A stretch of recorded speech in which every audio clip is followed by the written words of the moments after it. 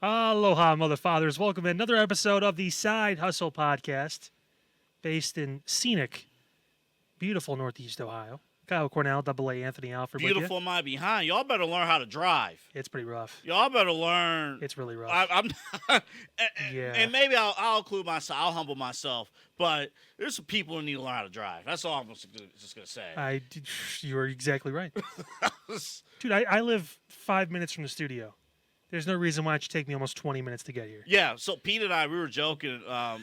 Honestly. Or not joking, but it was like they built the new Valley View Bridge here in Cleveland. Yeah. And the whole point of extra lanes is to allow extra traffic. Yeah, and, express lanes. Yeah, express Wink, lanes. They forgot one step, and that's to teach Clevelanders how to merge. People wait till the last second, or they assume. My favorite thing is when people get on the highway and they're not. The point of an on-ramp is to pick up speed to get with the same speed as traffic. Oh, for real? I hate to just like spell it out for people, but like it's a thing that happens everywhere. It does. It's like the whole point of that ramp is to pick up speed, to But get the same speed. They wait until they're... Let me make sure I get all the way on the highway, then start to speed up. It's like, God. Yeah. And it causes issues. And you know what? Just remember it's all your fault. Okay. Other than that, we're great. We have a lot to get to, so we're going to jump right into it with the sweet moment of the week. Jacob Fatu did not make it this week. He was a close second. He was a very close second. Holy shit. He was a very close second, but this is the sweet moment of the week.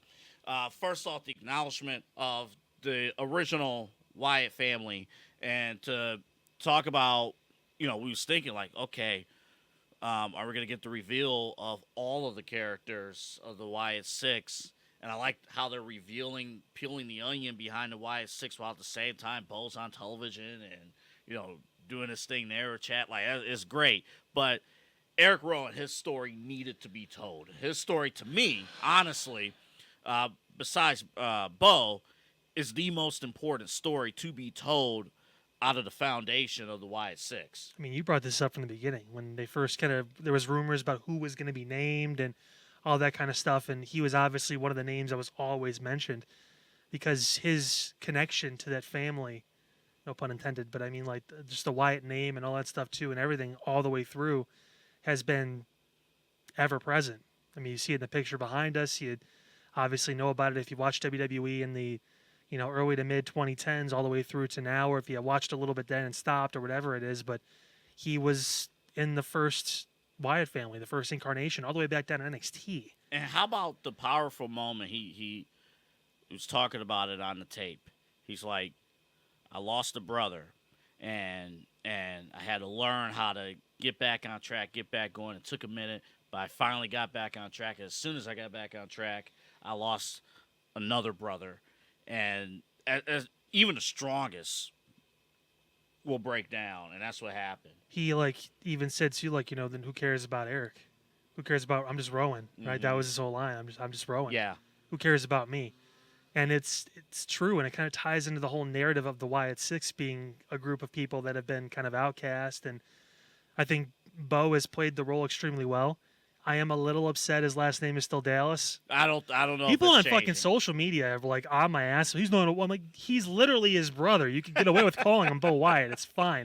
Believe me, a lot of people don't want to fucking see Bo Dallas anymore too. It's why, but I mean whatever. It's not a bad name. He just there was a wide open, slam dunk right there. It is. But also Triple H, he's doing the thing, and I got to give him credit for it too, where he's like rewarding people that remember. Mm-hmm. You remember Bo Dallas when he was, in NXT, when he was the Bo Leave guy and all that stuff. And he was still Bo Dallas when he was with The Miz and all that. So it's hard to just automatically just change someone's name unless there was something serious that happened for why he would do it, which, I mean, this does kind of fall in that category, but nevertheless. Well, remember the Triple H playbook you laid out, and we have established multiple times. If that name were to be changed, there will be a reason on television that they'll explain it, and they'll get to it. They might still do it, and they might still do it. We're not there yet, but we're just learning about the new Bo Dallas. Interesting, like it's freaky to me how he looks like a little bit slimmer version of Bray. he almost looks exactly like Bray. And, like, even when he walked out. If you shoot him correctly, like with the camera, he looks exactly like Bray. It's the angles. It's wild. It's the angles. Like I want to say it might be the sideburn. I don't know. But it's just the way it looks. And think about this. To go back to Erick Rowan for a second. He's a broken man. Arms reached out. Didn't think anybody would. He was left for dead. And it was, we assume, Bo Dallas or Uncle Howdy that reached their hand out and brought him into a new family. But honestly, this right here, that was great. I know, I know the Shield is thought of in a light, and the Wyatt family around that same time, they bring back vivid memories for those who watched, as you mentioned, who watched WWE at that time, and legacy AEW fans too, who was there for the Brodie Lee story. Yeah. Until that ends. So if you connected with his story from that standpoint, ouch, that hurts. Yeah, I mean, if you're a dumbass AEW fan, I'm sure you really connected pretty well with it. Brodie Lee was the and again. Yeah, he had a rough go about it too in AEW because that was not, the Dark Order thing was dumb, but he's obviously a great talent. He did what he could. And again, I never blame the talent to an extent, unless you're like a Chris Jericho or a John Moxley or one of those guys. Well, then you're kind of an idiot. But like one of those, like John Huber, who obviously Brodie Lee, whatever, who went there and like kind of was given a spot. Like, hey, you're going to be this upper mid-card leader of a group now, and you're going to have your own thing, and you're going to get kind of promoted and TNT champion and all that stuff. Like, that's not, he's not like one of the upper guys that's making a lot of choices. Then again, we also find out Tony Khan doesn't even do anything unless people just literally do whatever they want, write their own stuff, and then he'll just critique it right before they go out. But, I mean, this is what it is with that, but this was great. I mean, you felt it because it was real. And it's one of the things we've talked about multiple times in this Triple H era, so to speak, is that people are being allowed to be themselves. And he felt real. It felt like if I had lost two brothers, how would I feel in that moment? Probably like that.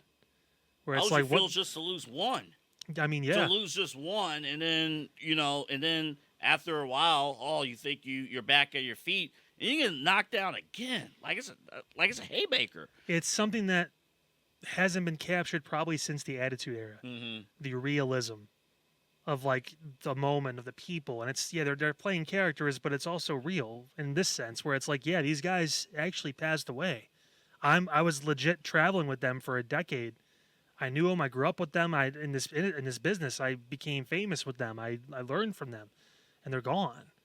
Like it was heavy, man. I did see somebody on the Busted Open on Sirius XM, their Facebook. A fan mentioned this was not the right way to go with the Erick Rowan stuff. I'm like, what's the right way? I'm like, this is the only way. Yeah, this is the only way. He's the biggest connection besides Bo, like you mentioned, to Bray and to Luke Harper. Yeah, this is the connection. That's it. You have to, and what was established when this story came about what now, a month now? When this story came about, they made it clear, the writers made it clear, in the Uncle Howdy character, you're not running away from criticism. You're not running away, hey, Bo, don't you think reforming the family, are you doing it to seek attention? For Bray Wyatt, like, are you doing this for attention or are you doing this for the right reasons? Yeah, doing it like against like his memory or whatever. Was trying to he just basically said, I don't want my brother to be a mausoleum. I want people to remember. So, I mean, this is a thing where he gets to do it now too. And again, that's there was going to be a first person that was going to talk besides him. It made a lot of sense that I was Erick Rowan. It had to be. You can make a case for Nikki Cross. I personally believe it had to be him. It had to be. It had to be him. Because of the connection. Unless Alexa Bliss was involved in this, it had to be Erick Rowan. Yeah. And even Alexa's like, okay, at the end, she was with Bray a little bit. That guy's been there since day one. Yeah. That's the compound. Yeah. Man. I legit miss the original Wyatt family. I really Look at that couple of swamp monsters. Look at them. And I mean that in the most generous way possible. Look, they would appreciate it. I mean, just you talked about like legacy they left in this business. It helped. It was that there was a couple acts or a couple talent in like those Brodie 2010s. Lee the way he could have helped AEW right now, health wise, to at least, he probably would have went back. At least help himself. Yeah, he could. He probably honestly, he would have went with Cody, back. probably, yeah. But hey, that's enough of the contract. I'm back. you mentioned obviously like the Wyatt family and all that stuff, and the Shield, and the difference was like the Wyatts felt more like a group. Mm-hmm. We kind of knew the Shield were gonna go off, and they were all gonna be big and be world champion. You didn't really get the feeling with this group. Maybe a little bit of Luke Harper. You thought maybe okay when he won like the IC title and stuff, when he was getting like a little bit bigger. But obviously Bray was the centerpiece. But I mean, like it was a real group. It felt connected. It was a family. Exactly. It was a family of misfits, misunderstood people. And now there's a new one. And he got that again. Our sweet moment of the week: Erick Rowan expressing his truth. Yeah. On Monday Night Raw, featuring Uncle Howdy. Coming up in a little bit, State of the Champions. I was talking to Kyle about this. I think just heading into SummerSlam, the one thing about Triple H, he will give you long title reigns. How's it going? Mm-hmm. What's the direction? It's just general questions like, has the championship been elevated with these particular title holders right now? And I will warn you in advance, I did not include the Speed Championship. We are not allowed to talk about the Twitter Championship. That's against. We even have a contract. We cannot discuss the X Speed Championship. I haven't signed that contract.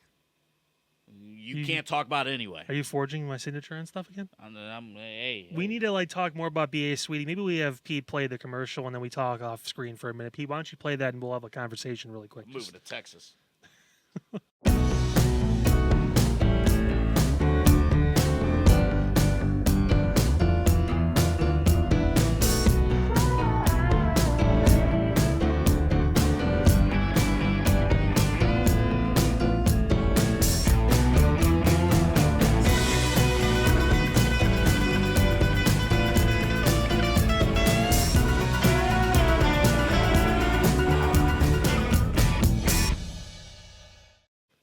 That place is freaking awesome, bro. It is. We still don't know who Dominic Mysterio's going to take to be a Sweeties. Time's ticking, buddy. Time is ticking. I don't know after watching Raw. I don't know. Mind games. By the way, it is. Point of contention, we're talking about sweet moments. Jey Uso is fantastic. Like, he's just. I think main event Jey Uso's on his way to taking Rhea to be a Sweeties. I mean. He's on his way. He's on it. Buddy Matthews is over in AEW. Like, bro, what the fuck is going on? He's on his. Hey, man. Hey. I just married her. What the? Jey Uso. I love the game. He's on his way. Forget Waffle House. Come here. Come here. I know you ain't never been to Waffle House. Oh, hey, it's kind of cheap, but it's good though. Good quality, Great milkshakes. 30 different flavors. 30 different flavors of milkshakes. A ton. Matter of fact. The classic sodas. Yeah. The classic pop. We call it pop here. The classic pop. 200 kinds of that. Dude, it's nuts. nuts. Out of the glass bottles. Yes. So Jey Uso's going to be attempting to serve that to Rhea Ripley. Yeah. Dominic's going to. Here's the funny thing. You think Dom's going to have to win a putt-putt? That's the thing. That was what it should be. Is we have it's like a Friday before SummerSlam. Dominic Mysterio versus Jey Uso on the hard course. Yeah. Winner gets to take Rhea out for a shake over at the shake shop there. The problem, Liv Morgan will already step up and buy the milkshake for Dirty Dom. Let's be honest. Jay's probably winning that, but putt, I think that Jay's probably taking it, but he's got a little more motivation right now. He's feeling himself. Dom's trying to prove his manhood. He's failing miserably. He's trying to prove his manhood. I'll use a Spanish term for you. He looks pequeño. I told you. Look. Pequeño. What did I say last week? I said last week, Dom. See, Dom doesn't know how to stand up for himself. That's the problem. like he's getting blamed for not calling Rhea for 3 months. Where was Rhea's? How come she didn't call him? She was hurt. I don't know. She was getting surgery, getting fixed up, whatever. I don't know. I mean, shit. Did she not have the ability to physically pick up the phone? Did she not have the ability to do it with 2 good shoulders instead of only one that she had? He could have used the other shoulder. It works both ways. They're both at fault here. If we're being completely honest, if it like from these last 3 months, yes. From these last 3 months, Dominic's shoulders have been hurting too. He's carrying nothing. He's carrying a significantly smaller woman on those shoulders. SummerSlam 2 weeks away, coming up quick. You come here to Cleveland, come here to BA Sweeties. So good. Again, our buddy Tom, mentioned 20% of the clientele who comes here is from out of town. So let's say like, hey, you don't like shakes, you're not a big fan of the soda, the bottles, all that stuff. You don't want to. I don't know if I want to play putt-putt. They just have candy too. 180,000 different kinds of candy bars at any given point on the floor. We told you, if you want to get your steps in, go to BA Sweetie. And the popcorn balls. Oh, my God. And the popcorn balls. They make their own popcorn. Yeah, they do. Fresh popcorn. I'm not talking about Hardee's. I'm not talking about that stuff. Not bad, but I'm not talking about that stuff. This is like homemade, real good stuff. It's made literally just down the road in Strongsville. Yeah. They bring it over to BA Sweetie over on Brook Park Road, just off that Ridge Road exit at 480. Oh, my God. Yeah, so the giant lollipop. And again, don't forget as well, Monday through Friday. This is all year long. The early bird special, Monday through Friday, 10 a.m. to 2 p.m. You get your putt-putt in at a discounted price. Putt-putt's open throughout the days, when the store's open. But the early bird special, Monday through Friday, 10 a.m. to 2 p.m. I'm sure you guys got some vacation days. Oh, my God. Especially in the summer, man. Up. Yeah, it gets hot later in the day. Yeah, it does. Honestly, it really does. Take advantage of that early morning, get some money off, too, and have a great time with the kids. Or take a date out there, whatever it is, a little morning thing. Do it. Get it done. 6770 Brook Park Road in Cleveland, Ohio. Again, off of the 480 Ridge Road exit. Make a left on Brook Park Road. You see State Road, turn around, don't drown. And you see the lollipop right there. Go right on in. There, BA Sweeties. Again, thank you to Tom. Thank you to everybody at BA Sweeties for supporting us and supporting this show. And, of course, none of this is possible without you guys tuning in and commenting on our social media platforms each and every single day. Before we go to this, really quick, we kind of teased it a little bit as far as finishing second. I want to give Jacob Fatu his flowers a little bit as well. Yeah, go ahead. Also for content purposes, because it's the bloodline, so people watch. But, I mean, oh, wow. Like, that was unexpected. I feel bad for our homeboy, Johnny Gargano, because he just got clocked. Got caught in the middle of the air and just got Samoan dropped. Yeah, and we didn't see him again. But, like, that was...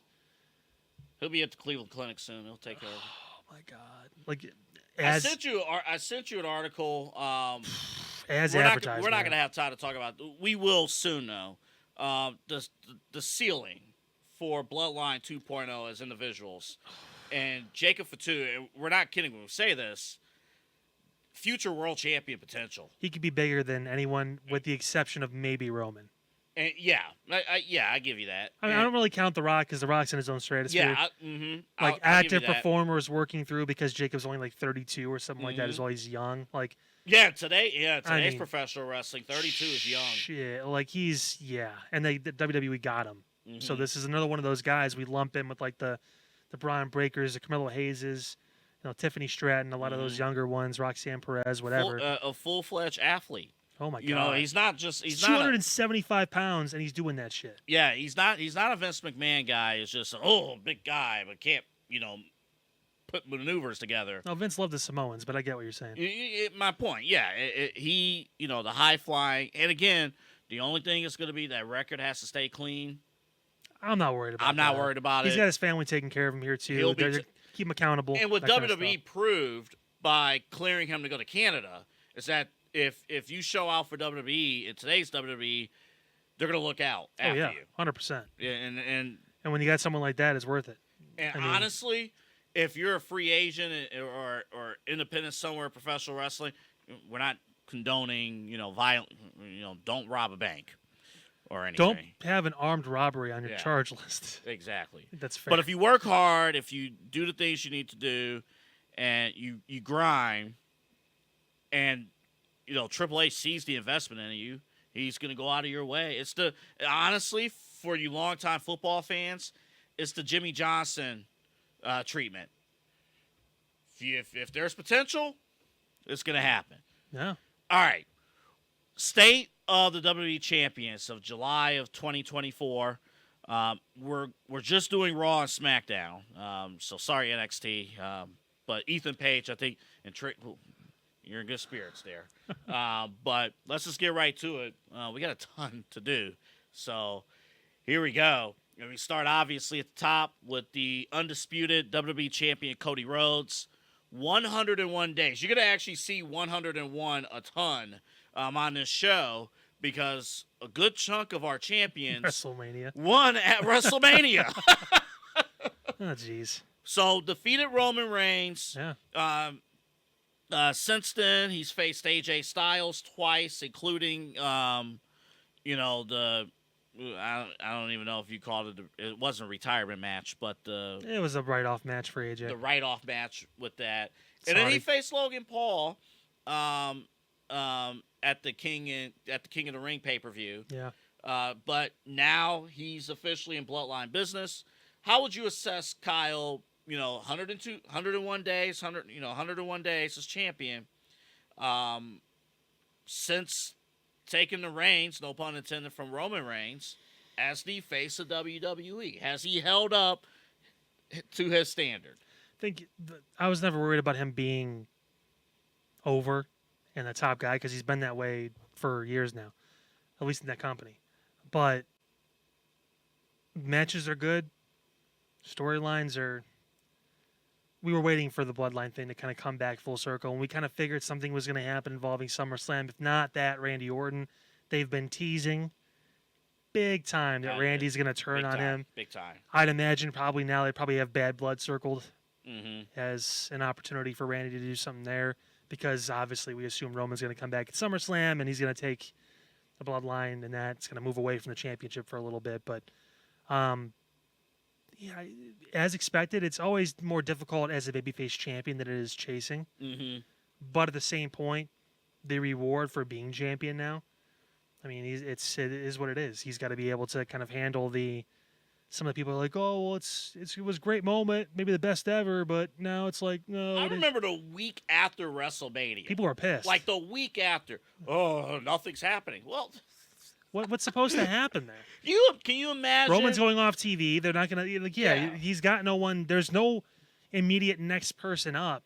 You can't have the Super Bowl and then, week one is going to be just as epic as the Super Bowl the very next week. Well, sometimes they do like a Super Bowl rematch. But right, but that's what I'm saying. It's just like, okay. But that's also like 6 months from when it happened. That's 6 months of build-up. Yeah, like you were able to like kind of talk about it, get it there, all that stuff. That's kind of what SummerSlam has turned into now. It's the second biggest show on their card, and it's eventually going to be 2 nights. And now it's this thing where it's like, hey, this is the either culmination of some new bigger stories or the continuation of some that need to continue from WrestleMania that have different spokes that have come out.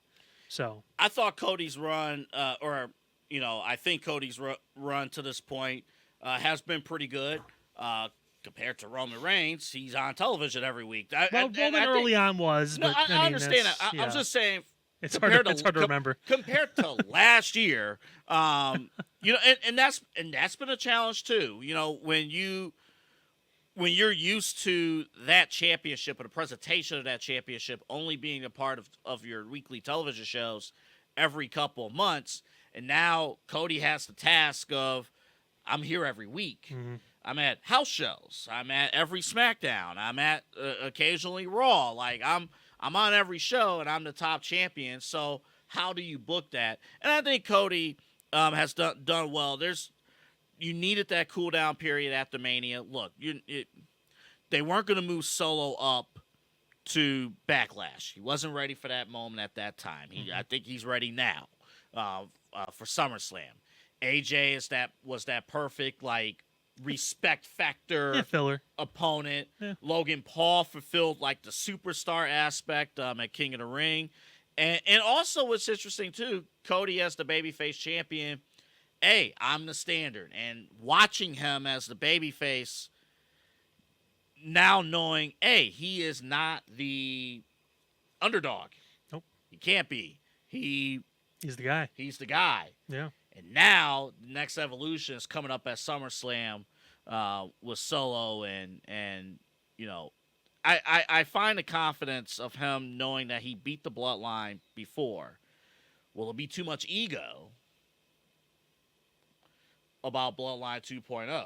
I'd be literally shocked if they gave the title to Solo. I don't expect it. Yeah, I would be. I mean, that's we're gonna get some near falls here at Brown Stadium. Yeah, but I don't know. Like near falls is like, okay, is Cody a little bit overconfident here? I mean, that would be a nice picture though. Solo ends up winning, then all of a sudden Roman's music hits. Wouldn't that be something? What if he acknowledged him? This is a talk show, so let's just explore it for a hot second. Let's say Solo wins the championship at Summers. Let's just say it happened. Would you deem Cody's championship run to be a failure if he did not continue as champion beyond SummerSlam? No, not really. I mean, now he gets to go right back to where he was at before. Mm-hmm. He talked about it. He made the joke about Randy, like, oh, Randy's been champion 14 times. I'm just trying to get it once. Mm-hmm. Like, now he's felt that. Yeah. He knows what it's like to get to that top of the mountain, so we should expect more from him. And I think to build your legacy, right now, Cody Rhodes is not a WWE Hall of Famer. I agree. He's not, and that's it's a strong statement. It's not a knock on him at all. I mean, great accomplishment, first Rhodes to do it. I get it. That's great for the family, but for WWE Hall of Fame, he doesn't have the stats yet. So he's got to have this long reign that like rivals Roman's, or he's got to win multiple times to build up that resume. He's got a pretty good resume from the mid card, but the upcoming Randy Orton feud this fall is going to be the stuff of legends. I'm not kidding. It's going to be Randy is going to be going all the way back to the days of Legacy, which I almost forgot about. I had to go back going all the way back to those days. So to be continued. I turned my flash on him by accident. To be continued. Whoopsie doopsie, didn't mean to make it right turn here. Sorry. But hey, Cody, as far as making kids smile, making family smile, being the face of the company. To our knowledge, he's still going to be the best man for a guy. Also Anthony. So coming up next year. So Cody Rhodes, 101 days as undisputed champion, defeating Roman. The next key, who will eventually be Cody. I spilled my answer. You can see it on social media. And when that'll happen, I think we'll have time down the road to discuss that. All right.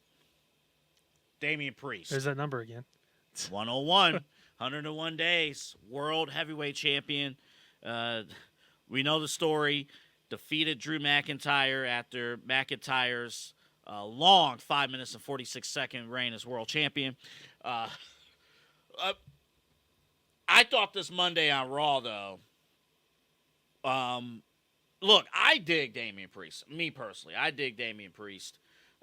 But he is out on a mission, we believe, to prove that he is more than a transitional champion. But so far, all the outside stuff that's been going on might have hurt him to this point as world heavyweight champion. I will say this. So I've been iffy on him for a little bit.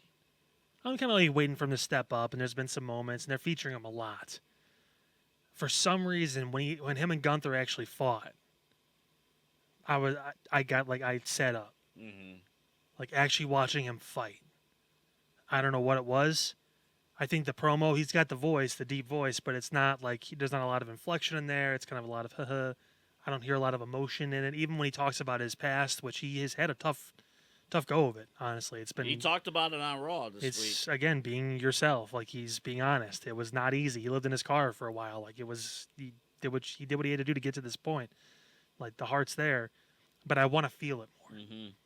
I want to feel it more. But I did feel the hit, the punches, the slaps. Like he brought physicality to that I think it makes me want to see the match. At first, I was kind of like, I don't know if it's going to be like, are they going to put someone else in there? Yeah. We talked about it before. Money in the Bank, was he going to be champion? We didn't know. I was down on that match going into the SummerSlam. Now I'm excited because the physicality was great. Gunther's an asshole and it's perfect. Like he's that stereotypical like rich boy, got all the and he's talented. That's the worst part. When you're rich and you're really good at what you do, God, like that's like fuck. All right. Damn. Like literally born with a silver spoon in his mouth. Yeah, not even like from a wrestling standpoint. Like, dude, shut the hell up. Like, who are you? My parents cared about me. That's why they paid for everything, and I was good. And they saw my talents. You suck. Like you chose to be broke. You chose to be broke was hilarious. Your parents chose not to. You were not worthy of being supported. Like what the fuck? Good God. There's truth. You hear this, Pete? There's truth in it. You hear this nonsense? But that's the fucked up part. Though. I know. There's truth in those statements. There is. But you got to be a real dickhead to say. Oh God. Like, you got to be like the worst person to say that shit. A couple of strong video packages will help Damian. Yeah. Well, a couple, maybe one strong. Like I think the backstory. Not to give a hint for something we might talk about at a future show, but a strong backstory. A strong, like really drilling in, because I forgot about his shortcomings. Because when you feature on TV this many times and you do so many things, leader of the Judgment Day. He's been trying to keep the Judgment Day afloat, but he's trying to also prove himself on his own. There's a lot of stuff that he's trying to do, trying to accomplish. So sometimes you forget about the backstory, and I think fans and we need to be reminded. This was his upbringing. Why is that championship important to him?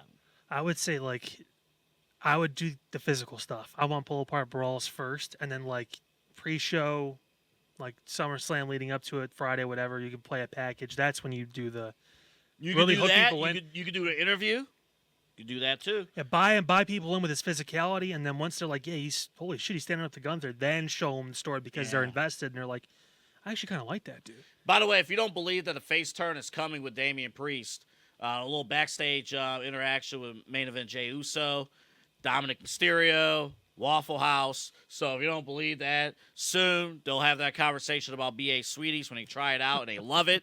So that's the babyface run. Is there with Priest? I don't know if he will retain that championship past SummerSlam. I think he will. But I think that them laying thick onto this story, though. Well, so the avenue I see them going, they're really promoting the fuck out of Bad Blood.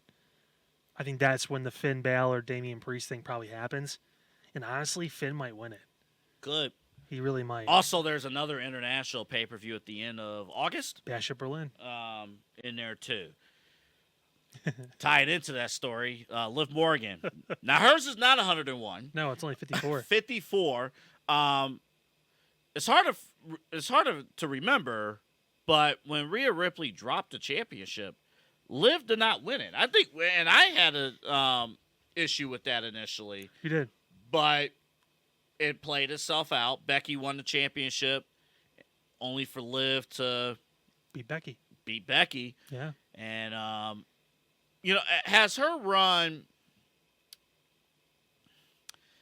People have been saying, the ones who hate her storyline with Dominic Mysterio will say, well, she's not really looking after the championship. She's not really looking after it. Stories matter, too. Well, yeah, but the thing is, no one's serious has stepped up, so why should she care? Rhea's now stepped up. You see Liv's being a little more cautious. Mm-hmm. I mean, that's what it is. She doesn't consider Zelina a threat. I like Zelina Vega. I think she's good. Yeah. But again, we talked about Cody and finding those opponents to kind of fill in between the gaps. I initially wanted them to wait until SummerSlam or the Monday after to let this breathe a little more and let Dom and Liv really connect, actually. Mm-hmm. But, I mean, still, they're playing that up. I think the seeds have been laid now for Liv to somehow beat Rhea at SummerSlam with Dom's help. I think there's going to be some things we'll see over the next few weeks that may lead to us having to go about that, whether it's on accident or purpose. But again, I keep circling that they're almost promoting Bad Blood more than they are SummerSlam at this point. So I assume there's going to be something crazy with that. Could be something there, but yeah, I don't know. Honestly, you mentioned with the timing, if SummerSlam was at the top of September, Rhea would have came back in August. I think it's just more so timing of getting Rhea on the card. Well, she's still not technically cleared yet. That's the thing that they yeah. said. She's not been physically That's cleared. A good point. She's expected to get cleared like at SummerSlam. Oh, that's a good point. Kind of like CM Punk, where it's like, boy. hey, we can tote the line a little bit, but if we can't do it, we don't want to announce it. They announced the match, so I'm assuming that she's probably going to be good to go, but they're still waiting on I'm Punk. so proud of Liv Morgan, though. What a fucking great run. Like, 54 days, it felt like it's been a year because how good she's been doing. I'm so in a proud. good way. Like, time, it feels like it's been slowing down, but it feels like we've seen so much because she's grown. She was the number 2. Her and Nia Jax were like the number 2, like they were left off of Mania. Came up short at the Chamber. Came up short at the Rumble. Yeah. Came up short, all these different things. And, finally she gets her moment, gets her opportunity. And when she's on television, she's on television every single time. And shows are built around her. Mm-hmm. And so, I don't know. Again, if Vince was here, probably not happening. No. But, Keep finding a way to book Charlotte to win the title, even though she's hurt. Yeah. Hold on. BBL Bayley. BBL Bayley. Yes, sir. Nia, why'd you do that? Why'd you do that? She cracked a smile too. They both did. You know that's natural. Stop that shit. It's not new. It's been around for a while. Bayley's run, if we're talking state of champions. Pete, that means Brazilian butt lift, in case you're wondering. I think Pete knew that. Hey. I'm going to say this about Bayley, and it ain't her fault. I think her championship run has been a little bit underwhelming. But that I don't blame her. I guess technically I have to blame the writers. I technically have to blame Triple H. But there's been other stories that have taken priority. Yeah. And that's just what's been happening. And honestly, they might have to revisit when they do King of the Ring next year, because Nia has been waiting for 2 or 3 months now, and both winners have basically had nothing to do all summer. So they might have to revisit when they do King of the Ring. The concept. I love the concept. It's in Riyadh season 2 out there, so like that's why they do it at that moment. They have it twice a year, I guess, and that's like why they go back in November or whenever it is too. But I mean, they could now. Would they consider next year? I'm not advocating for this, but would they consider flipping King of the Ring and Money in the Bank? Send Money in the Bank to Saudi Arabia. Like, would they consider something like that? I don't know. I just don't know about having King of the Ring in May, and then your winners not defending until August, when you have 2 additional pay-per-views sandwiched in between. Yeah. Like, it would be one thing if there were no pay-per-views, like the old AEW days, but it's different. And I think Bayley has suffered because of that. Like, she's been pretty much in a holding pattern. I know she had the championship match with Piper Niven, and Piper did a good job. And Bayley has been noticed. That's undeniable. Bayley has been noticed. But now it's the time for her in this feud. We're finally here with her with Nia Jax, where this is going to be the first time, I believe, since 2019 that her baby face, like she really has to be the established baby face, I guess, with this character. But again, she's not doing the hugger thing anymore. She's doing the BBL thing. Yeah. I'm a fan. Doing a lot of nothing, but people like it. Why not? That's a problem. It's the evolution story, right? We talked about it. Turning on the group, going into WrestleMania, good story, big moment. She wins. She's retained a title, but she never won a title at WrestleMania. And then now it's like, what do we do? It's kind of like the Cody Rhodes thing as well, except Cody, we know there's a storyline there with the bloodline that he can get back to. And there's the Randy thing. There's a couple. With her, it's kind of like, I mean, Bianca and Jade are still going for the women's tag titles. Yeah, the SmackDown Who's a real roster, serious person that's going to go after her? Now Nia is, but I mean, the SmackDown roster is a little limited. And then even if you say Chelsea Green, well, she can't do it right now, neck injury. So Hashtag give Chelsea a chance. right. That's got to pick up at some point. I'm hoping she retweets it or finds it on Instagram or. How about it last Friday on SmackDown? They're all waiting for Nick Aldis. He's not even there. And they do the whole thing and Bianca walks by or whatever. It's like, oh, by the way, he's not here, and they burst into his office. They waited out there a full hour. What's crazy is LA Knight was in the office. He basically was he posted up shop in Nick Aldis's office without Nick Aldis being in there. I wonder if because Nick Aldis the signature was already there. Did he leave it for him in his office and he went to go pick it up? Might have been. Who knows? Magic. Bayley's championship run has been underwhelming. It has. But no one is unhappy about Bayley being champion. No. Everyone is very happy. Yeah, she could be on TV every week, and I'm fine with that.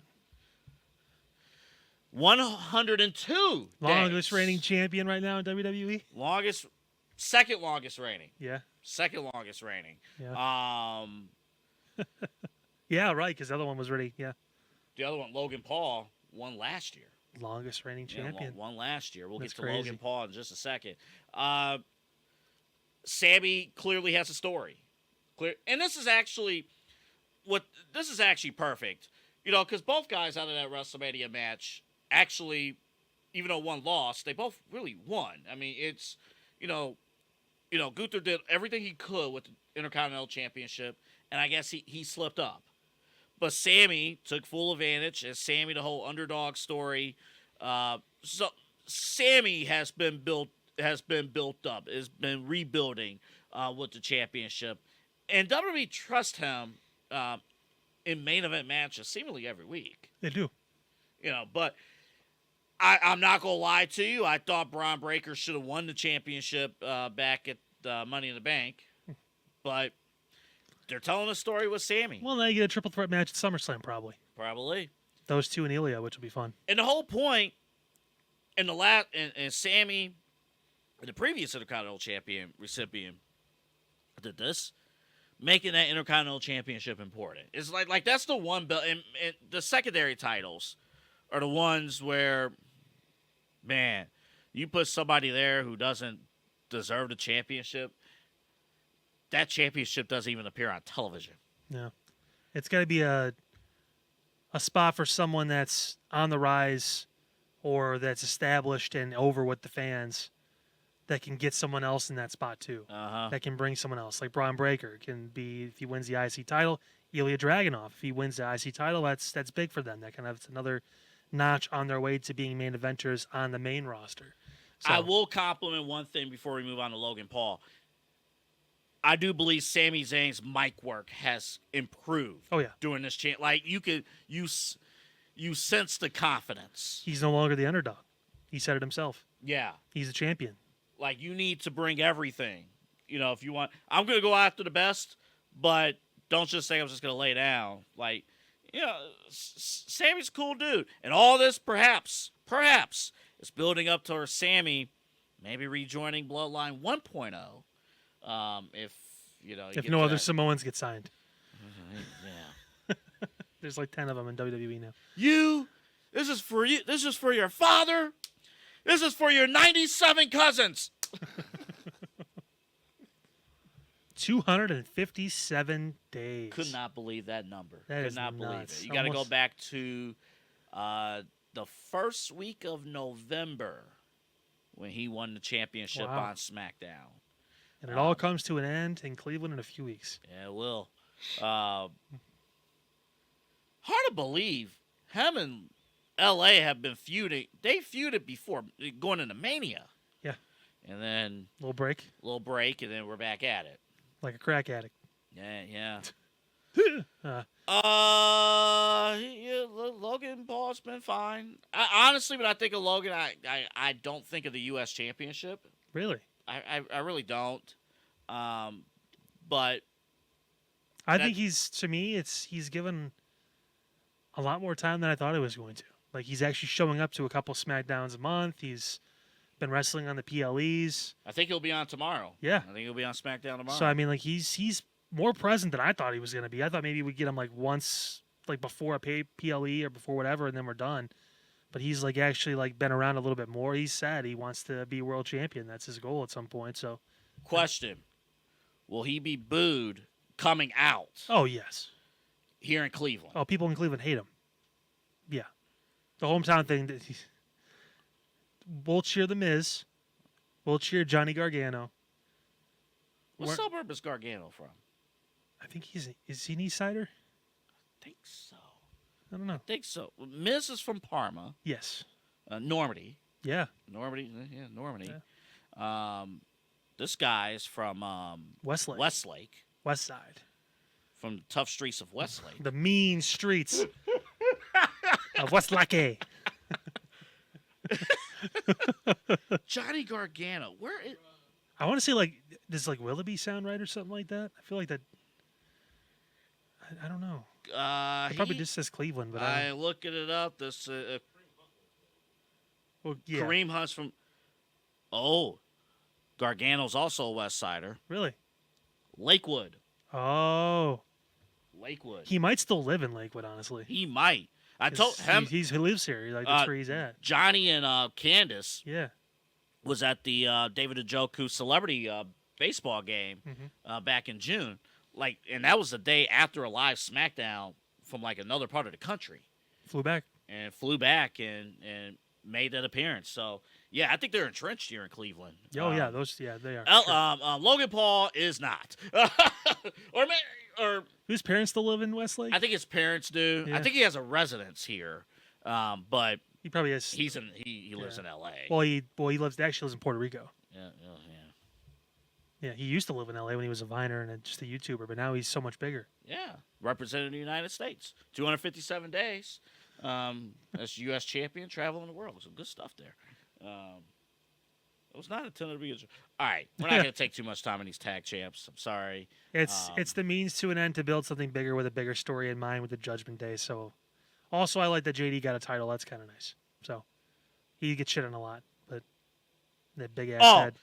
Real awesome. Taking the belts off. Awesome Truth winning the championships at Mania was great. Yeah. But it ran its course. I have to watch Miz's A&E special. Me too.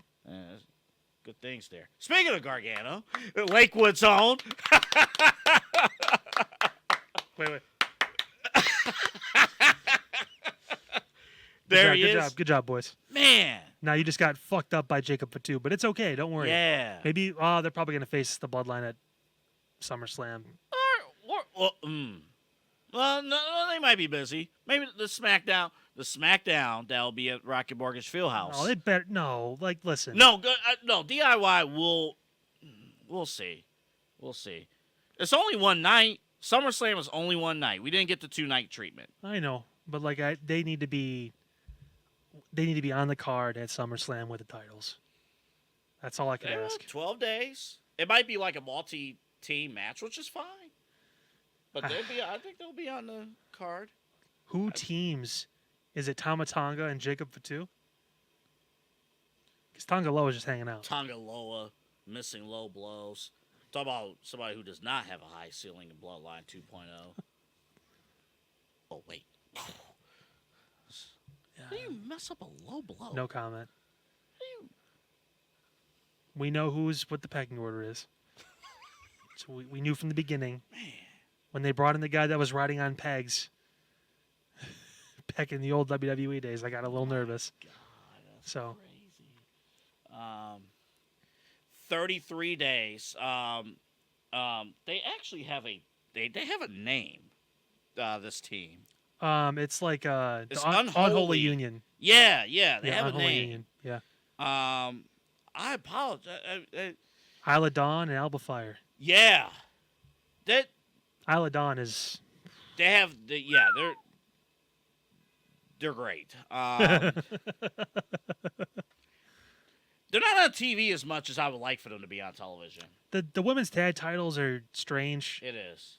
I think eventually the focus will be on mid-card titles for the women more. Mm-hmm. But, I mean, this is one of those spots where the reason why it was over, too, is because it was Jade and Bianca. Yeah. Now it's, again, two wrestlers that weren't getting the push they deserved. And they have them. And we're waiting for these other groups to form, like Damage Control's in a weird spot. the Sonya Deville group now is starting to make They some might be names. next in line. That Yeah. group, they might be next. So I mean, there's room there, but like the actual women's tag teams, like Katana Chance and Kaden Carter, those ones that are actually like built tag teams. There's not as many of those in WWE. Yeah. You have to have and build a division to get there, and then ideally you want to have tag champs on both shows. But I know you hate having all the champions, so No, not at all. No. I'm actually still. I'm. This won't happen, but I'm of the opinion that you brought up the mid card, like the secondary championships in the women's division. I would rather have those than the tag team champs. But it's fine. I mean, the tag champs is fun because you can. I agree. Because you can go on each show. Yeah, but so I mean, like, fuck, but they don't really take advantage of that. No. But I honestly, again, I'm glad we're on the same page there. I almost would rather just have to. And you can invest real time in the singles titles too, and then again, if it becomes a point where like you have more time, or there's a different way to do it, or it could be just on one show. Yeah. I mean that's one thing, Could but do yeah, that. it's the bouncing back and forth between all three shows. Is like I don't know if you can really. Yeah, and it's tough to book, but I like them. I like them. I like the talent. I like them. This is one of the spots where it's like, I like them. So we taped. I'm gonna make this quick because we're a little under time constraints here. We taped on Tuesday last week. Yeah. So that actually gave me time to like thoroughly watch Dynamite and really, really kind of zero in on what the issues are. So this was their card last night. Which, by the way, giving away a pay-per-view quality match. That's their all-in match On free television. Will Ospreay versus MJF should be the main event of their all-in match. Giving that away. But TNT is in some shit. They're going to sue the NBA because of the matching rights thing. So everything's being held up until that's resolved, and that may not be resolved for quite a while. Good luck. They had some layoffs. I know we crack on AEW. Kyle does more than I do. I know it's a fun thing to crack on AEW, but they're kind of in a tough spot right now, and we'll see what happens. But where I will really dive in with AEW for a hot second, when I'm watching this, who on this show could cut a promo? Like a good quality promo. Not name MJF. Not name Chris Jericho. Well, take it easy now. But you're going to get where I'm saying here. Like, MJF obviously is elite when it comes to cutting promos. He's elite every way. MJF is elite. Chris Jericho has the ability to cut a good promo. The ability. Haven't seen it in a while. Right. But that's why I said ability. Probably Edge. But I'm watching Will Ospreay. I love the dude. But I'm like, he's out there. The presentation is fine. He's sitting on top of the turnbuckle. And it's a struggle getting through the promo. Then I'm watching the world champions, Swerve Strickland. Again, dig the dude. The promo was dreadful. Like, that's not what AEW is about. Like, just dreadful. We don't do that. We actually wrestle. And I'm sitting there, I'm watching this show. And I'm like, oh my God. Sasha Banks might actually be one of the top promo people on that show. For the people that say, like, the promos don't matter, like, we like watching professional wrestling, and WWE isn't professional wrestling. Professional wrestling is parts of all of it. It's not just the physical wrestling in the ring. It's predetermined. It's not fake. I'll never say it's fake because it's not. I trained for it. It hurts. It's a bitch. But the decisions are predetermined. So if you're just going out there and rolling around for 45 minutes with no reason why anyone should care, who the fuck wants to watch that? You have to build a story, and you have to be able to cut promos and get people invested, not just be really good at doing flips and moves. Hangman Page. Hangman could cut a good promo. Problem even with Hangman, though, is that with the Punk history, he's an asshole. Can you trust him out there? No. So that's baggage. All the talent in the world, but again, he's the literal point of a loose cannon. I'm more concerned about Hangman Page than I am about Jacob Fatu when it comes to, is he going to go into business for himself? Is he going to fuck up something? What is he going to do to piss someone off? Like, it's the same thing with the Jack Perry, too. It's like, dude, you're not as good as you think you are when it comes to that. Chill the fuck out. it amazes me, like, you know, when AEW was on the high that they were the first couple of years of existence, I'm like, wait a minute, how come they're like newer talent? We mentioned the pillars of the company. How come none of these guys? How come there's nobody in the building teaching these young guys how to cut promos? And the problem is the people they brought in from WWE are not, I guess, for the exception of Jericho, but he's been messing around these last few years. They're not experts at cutting promos. Moxley was okay at it at first, but it's the same thing every time. He lost his way. And he's lost it in more ways than one. Mm-hmm. Again, when you drift away from the cozy confines of structure, it's crazy what happens. Danielson, amazing in-ring. We're not questioning his in-ring talent whatsoever. I never will. But does he have the ability to really... he could cut a WWE level acceptable promo and get people behind him and stuff. But again, lack of direction. You know, like it really hit home. I'm like, on one hand, Tony really doesn't have the ability to do good stories. But then at the same time, you say, hey, Mercedes Moné, go out there with Britt Baker and sell this story. And you have two women who can't really cut promos. So even a dream match in the company, a money-making match, you can't even really promote because no one can cut a promo. It's sad. And MJF can't be in every feud. No. Well, they're already blowing their load now because it's the big 250. It's like, who the fuck cares? You have your big stadium, your version of WrestleMania coming up. That's the match. And it's in London.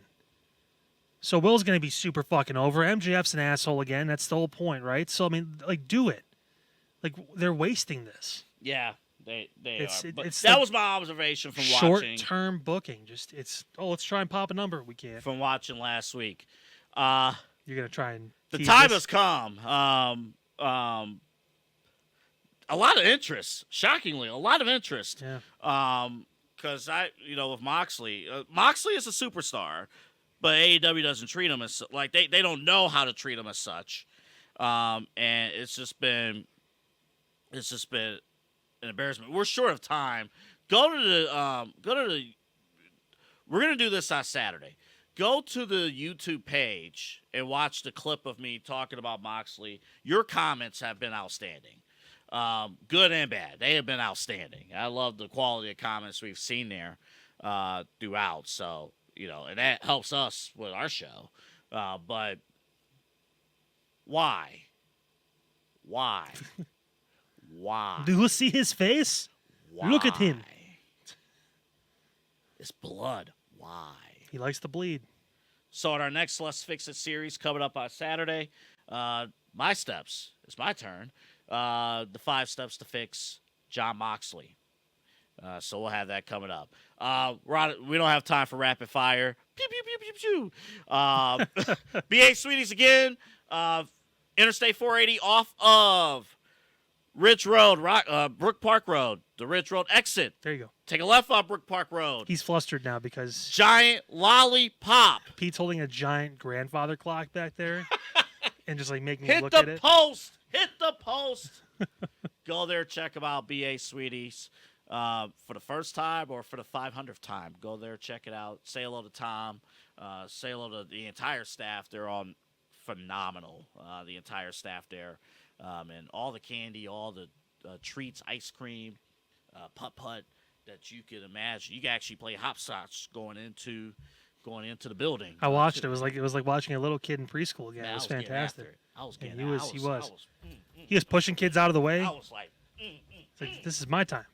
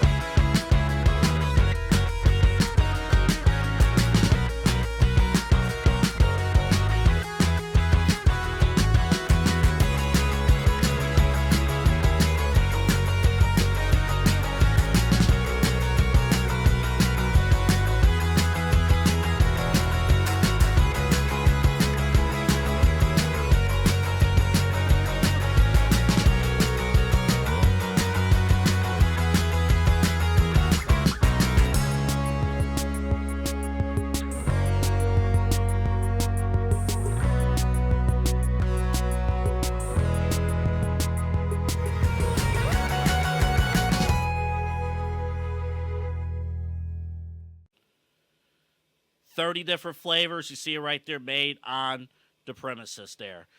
Check us out on social media, Side Hustle 216 on TikTok, Side Hustle Pod 216 on TikTok, Side Hustle Podcast 216 on Instagram. It made it a week, by the way. Made it a week. We survived the ban, baby. We survived the ban. Oh, ban me on day one. 4 hours in. What you doing? Set a new record. Well, move the sloth there for a second. Side Hustle Podcast 216, and of course LPV Productions, INC, LPV Productions. For half a second, I thought it said since I know, 8079. I'm like, what? What fucking year are we? LPV Productions Inc. 8079. And again, check out BA Sweeties. Slavy. I think he's going to put over. I think he's trying to make a shot at Rhea right now. Look at him. Look at him. See his face? Dom, you don't have a chance. You can one shot double A on that? You don't have a chance. Look at him. Look at him. Look at you. Oh my goodness. Oh, Oh, look at that. oh, the eyes are far apart. He sees all. You don't have a chance. A little button nose. And he's got style. Shit. Have a good night, everybody. We'll see you Saturday for the Let's Fix It on John Moxley. I can't wait.